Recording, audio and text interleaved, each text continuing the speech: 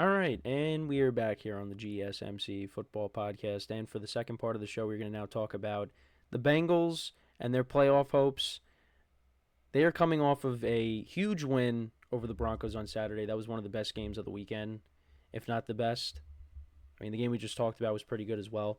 But Bengals really needed that game. I mean, they've kind of been in playoff mode, I guess you want to call it, since they were 4-8. I mean, you got to remember, this team was 4-8, and it looked like this team had no chance.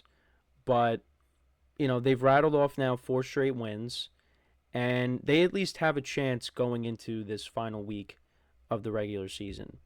And they will be playing on Saturday, so the schedule for Week 18 has been finalized. So we got the entire AFC North playing on Saturday. You have the Ravens and the Browns playing first, and then the night game is the Steelers and the Bengals. That'll be in Pittsburgh. And the Bengals need that. Well, Steelers need that if for some reason the Ravens end up losing to the Browns, which how the Browns have looked these last couple weeks, it's just, well, really the whole year. It doesn't seem like it's going to happen. I mean, I was at the game that the Browns did beat the Ravens, but that was with Jameis Winston at quarterback, and now they have moved to DTR, and he just has not played well. So I expect the Ravens to win that game, and that'll pretty much lock the Steelers into a wild card spot. But we'll talk about that in the next segment. But with the Bengals, though, they need that game because at least if they can win, then they got to hope that the Broncos lose to the Chiefs and the Dolphins lose to the Jets. Now, when you hear me say that, probably not going to happen. At least when I'm talking about the Dolphins losing to the Jets. Now, they did play a game in Miami a few weeks ago, and that game went to overtime. The Jets played them tough, but I don't know. Well, we'll have to see because if Tua doesn't play, because he didn't play yesterday, if he doesn't play in that game, that changes things. But if he does play, I'd probably say the Dolphins are going to win. But we'll see. But when it comes to the Broncos and the Chiefs as well, Chiefs, it seems like they're going to be resting their starters. I mean, they locked up home field advantage. So they're going to be the 1 seed once again. And the Broncos need that game. They just have to win and they're in. The Bengals, they got to rely upon 2 other teams losing. Now, they actually were fortunate that the Colts lost, so that's one team that they got out of their way. Colts losing to the Giants. We'll get into that later in the show. But they still have a chance. And it's just, you go back to some of these games early on in the season. If they would have just won at least one of those games, they'd be in a great spot right now. But it's just they've been playing catch up this whole time. They might just fall short. Right now, do I think they'll get in? I don't think so. Do I think that they'll win on Saturday to make things more interesting? Right now, I would lean towards yes, just because of how the Steelers have played as of late. But then again, when these teams, when the Steelers and the Bengals met, the Steelers put up 44 points against them. Now, there was a defensive touchdown in that game, but still, they put up 44 points on the Bengals. And now, this is a Steelers home game. And the Steelers have lost 3 straight. You would think they're due for a win. But I would lean towards the Bengals right now just because of how well Joe Burrow is playing. Joe Burrow, if the Bengals had a better record, you can make the argument that he's the front runner for MVP. But because of where the Bengals are right now, and odds are they're probably going to miss the playoffs, he's probably not going to get it. Maybe comeback player of the year. Maybe. I think he's got a strong case there. But in terms of MVP right now, it's going to come down to Lamar Jackson and Josh Allen. And we'll talk about the MVP race probably next week because with only 2 shows this week, Friday I want to get into, matchups for the weekend games. Next week we'll talk about the MVP race. And yeah, but back to what I was saying about Joe Burrow. If the Bengals had a better record, yeah, he'd be right there too. But it's just, not the case right now. But the game on Saturday, I mean, what a game that was. I mean, that game was low scoring in the beginning, but then, when we get into the second half, especially in the fourth quarter, it was back and forth. And then that game ended up going into overtime. You had these incredible catches. Marvin Mims, that 4th down pass from Bo Nix to him, and he was able to catch that with two Bengals defenders around him. That was an unbelievable catch. And, early on in that game, kind of similar to last week against the Chargers, Bo Nix really was not airing it out. It was a lot of, short passes here and there, but he did air it out at one point to Marvin Mims for the first Marvin Mims touchdown. That was a great throw by him. Bo Nix has looked pretty good this year.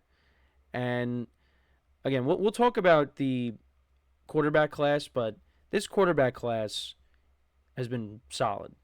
Even with the loss last night for Michael Penix in his second career game, second career start, you see that there's something there with him. This quarterback class could be one of the best early on here. I mean, we're going to see possibly two of these quarterbacks from this class be in the playoffs. I mean, the Broncos have to win. Jane Daniels is in. The Broncos have to win, and Bo Nix will be in. But I did like some of the things I saw from Bo Nix on Saturday, but it's just they were going up against Joe Burrow in that offense. And, the Bengals, as bad as their defense has been, the offense was able to overcome it. And that's kind of why you got the game that you saw. Because, the Broncos' defense is good, and Joe Burrow was getting hit a lot in that game. But the Bengals have one of the best offenses in the league and one of the worst defenses. So that's kind of why we got the game that we got, especially, in that second half where, things were going back and forth. But to kind of go through the game, the Broncos kind of, again, similar to what they did with the Chargers last week. They went right down the field. Now, they didn't get a touchdown, but they ended up getting 3 points. Will Lutz, 30-yard field goal. Then the Bengals went for it on their first drive. They went for it on 4th and 1. Didn't get it with Chase Brown, so that was a big stop by the Broncos. Broncos then punted on their next drive. Bengals turned it over on downs again. They went for it on 4th and goal, and Burrow got sacked. This was at the Denver 2. So things weren't looking good early on. But the Broncos couldn't capitalize on these turnover on downs by the Bengals because they punted again. And then the Bengals ended up getting a touchdown. Joe Burrow connected with T. Higgins, who had a big game on Saturday. 3 touchdowns. It was 7-3 at the half. But then a lot of action from the third quarter to overtime. The Bengals went down the field, got 3 points to start the second half. Cade York, 22-yard field goal. We'll get into him in a little bit here. So that made it 10-3. But then the Broncos responded. Bo Nix connected with Cortland Sutton for a 6-yard touchdown. So that tied it at 10. Then the Bengals responded. They went down the field. Another T. Higgins touchdown. 12 yards. Made it 17-10. And then it was 17-17. Bo Nix, like I said, that deep throw to Marvin Mims. Great throw by him. 51 yards. So that tied the game. Then the Bengals ended up fumbling. T. Higgins ended up fumbling. Burrow connected with him for a first down. He ends up losing the ball. They had to review the play because at first they said it was an incomplete pass, but he was a runner. Did take a couple of steps and then lost the ball. So the Broncos got it, but then Bo Nix threw a pick. And interesting sequence here. So you had a 38-yard reception by Jamar Chase. And then later in the drive, they get down to the Broncos 6. Chase Brown runs it for 5 yards, but he falls short of the goal line because I guess they were going to, milk the clock and, kick a game-winning field goal. But then Chase Brown ends up getting hurt on the play. And we'll see what his status is going into this game against the Steelers. But he's been really good for them this year. But yeah, so then on the next play, Burrow, quarterback sneak, scores a touchdown there. And that made it 24-17. And then the Broncos, they went down the field. On 4th and 1, Bo Nix connects with Marvin Mims. What a catch by him. They had to review it just to make sure that he still had possession. I mean, the ball never hit the ground because it did move a little bit, but it never hit the ground. Got 2 feet in. And despite, 2 Bengals defenders covering him, it didn't matter. He was still able to make the catch. Tied the game. And then we went into overtime. Bengals did punt to start off overtime. Broncos then punted as well. And then Bengals were driving. It looked like they were going to kick a game-winning field goal. A 33-yarder by Cade York, and he ends up doinking it off of one of the uprights of the goalpost.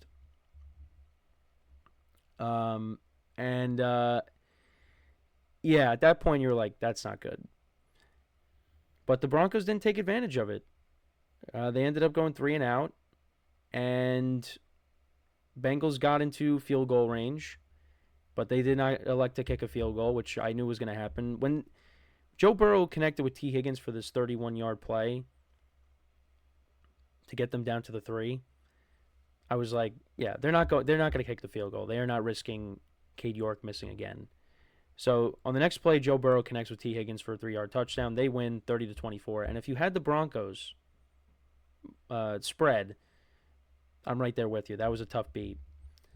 But yeah, the Bengals win 30-24. Bo Nix, 24-31, 219 yards, 3 touchdowns, 1 interception. Jaleel McLaughlin, he had 69 yards on the ground. Bo Nix had 31. Estime 24. Marvin Mims, 8 receptions for 103 yards and 2 touchdowns. I have him in one of my dynasty leagues, so he's looked good in some games this year. So, hopefully he takes another step forward next year in this offense. Cortland Sutton, 5 for 55 and a touchdown. Broncos defense, 7 sacks of Joe Burrow in this game. He got beat up in this game, but he had an unbelievable game. 39 of 49 for 412 yards, 3 touchdowns, no interceptions. Chase Brown, 67 yards on the ground. Joe Burrow had 25 rushing yards. He had a 19-yard run in this game, and he had, the quarterback sneak for a touchdown. T. Higgins, 11 receptions for 131 yards and 3 touchdowns. Jamar Chase had 9 for 102. Mike Gesicki, 10 for 86. T. Higgins did have that fumble. Jermaine Pratt had that pick off of Bo Nix. And the Bengals defense, 2 sacks on the day. But yeah, they get the win. That was a huge win for them. And I'm curious to see what the Bengals end up doing at the end of the year. Are they going to be able to keep T. Higgins?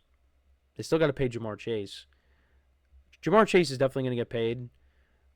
And T. Higgins is definitely going to get paid. I just don't know with the Bengals. If it's going to be with the Bengals.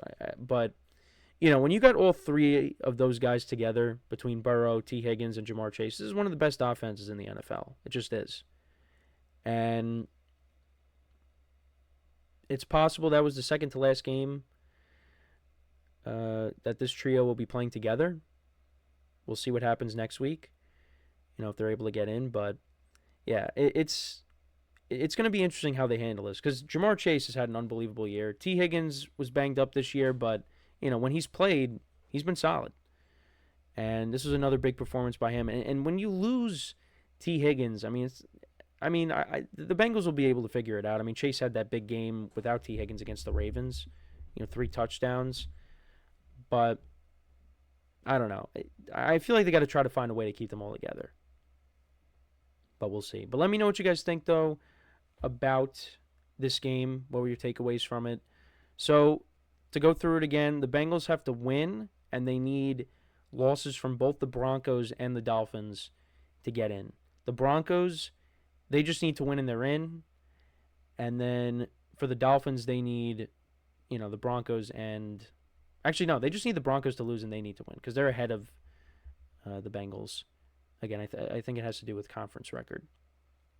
So, yeah, let me know what you guys think, though, about this game. Before we go to break, though, I just want to remind you guys once again to tip or donate and get your comments recognized. Make sure to hit that super chat button in the chat to create any thought or comment you may have throughout the live broadcast that you want to see me acknowledge. It just makes the show more lively, more entertaining between myself, the host, and you guys, the viewers. We appreciate you guys' viewership each and every day, so any contribution you can make to the show means the world to us as we put out content for you guys each and every day. And also, the other way to help out the show is by going to the link at the bottom of the show segment on the ticker, GSMCPodcast.net. That is GSMCPodcast.net. So when we come back from our next break, we will talk about another team in the AFC North, and that is the Pittsburgh Steelers. They have struggled, losing their last 3 games. We'll talk about them and whether they are a legit playoff threat or not. So, with that being said, stick around, and we'll be right back here on the GSMC Football Podcast.